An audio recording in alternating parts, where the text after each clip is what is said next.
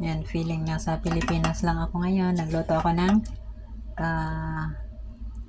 ginataang kalabasa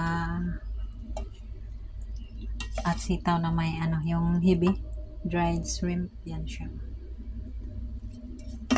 Parang nasa Pinas lang ako, tapos yung ulam ko ay yung isa yung adobo naman.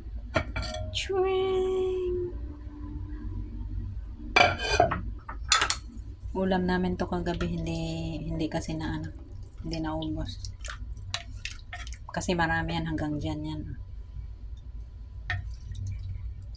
Ubos, kaya yan. Parang nasa Pinas ako ngayon.